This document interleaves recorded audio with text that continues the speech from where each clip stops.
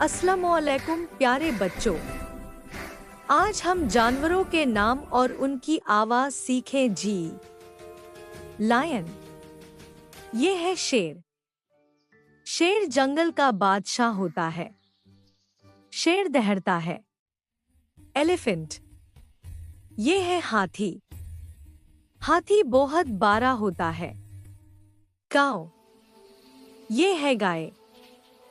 गाय हमें दूध देती है। डॉग, ये है कुत्ता। कुत्ता हमारा दोस्त होता है। कैट, ये है बिल्ली। बिल्ली छोटी और प्यारी होती है। बर्ड, ये है परिंदा। परिंदा आसमां में उड़ता है। शाबाश प्यारे बच्चों, आज हमने जानवरों के नाम और आवाज सीखी। फिर मिलें जी। अल्लाह हाफिज।